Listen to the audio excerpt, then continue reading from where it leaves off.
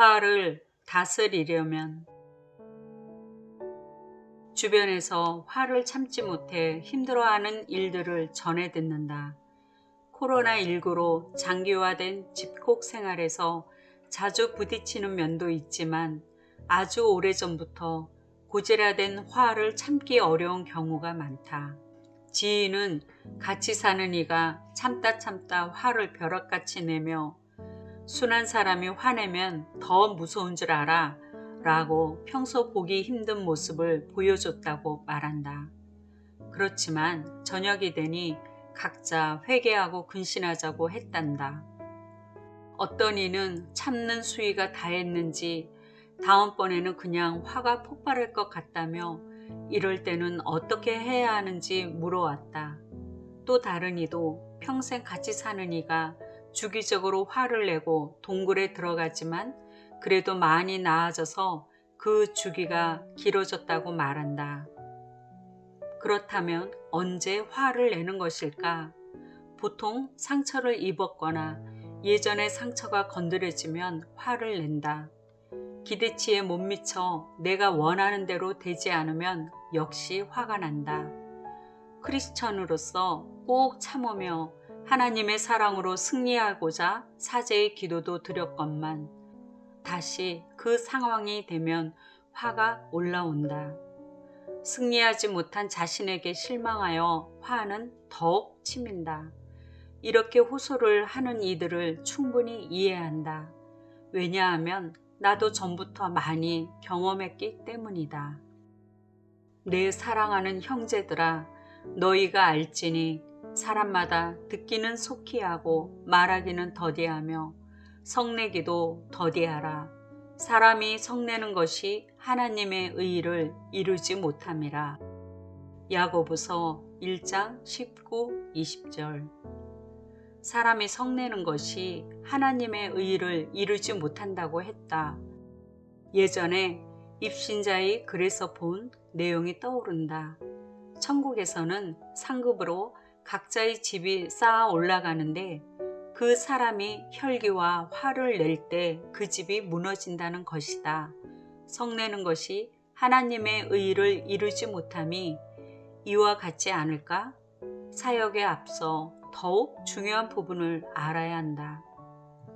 예수님은 제자의 삶을 살고자 하는 이들에게 말씀하셨다.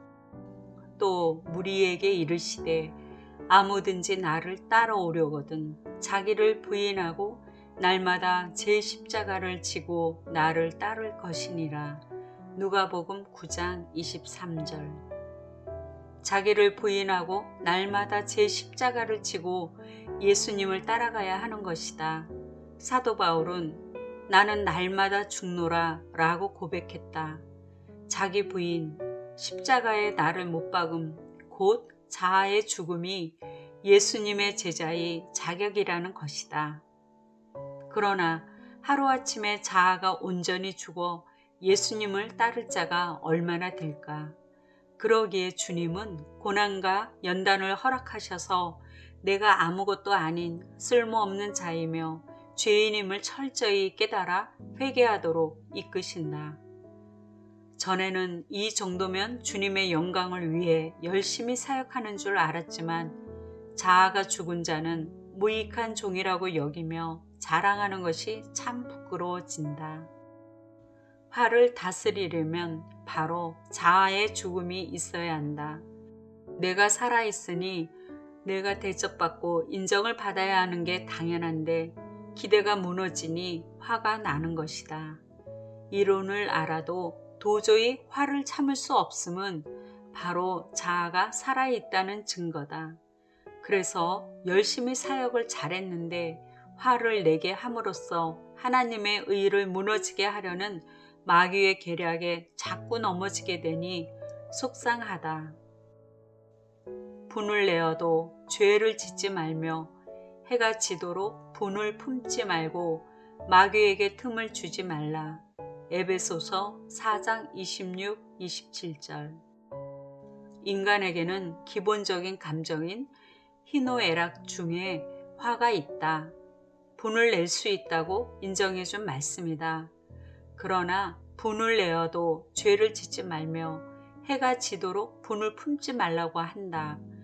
왜냐하면 마귀에게 틈을 주어 죄를 짓게 한다는 것이다. 분을 내어도 죄를 짓지 않으려면 내 경우는 화를 낸 후 바로 기도를 할 수 있다면 승리했다고 여긴다. 주 안에서 화를 낸 것인지 아니면 내 성질에 못 이겨 화를 낸 것인지를 판단하는 기준을 기도에 두었다. 또 해가 지도록 분을 품지 말라고 했다. 이를 위해 저녁마다 기도할 때 꼭 토설하면서 무슨 일이든 미주알 고주알 하나님께 일러 바친다. 하나님께 부정적인 감정을 정직하게 쏟으면 사람 앞에서 화낼 일이 점차 사라진다.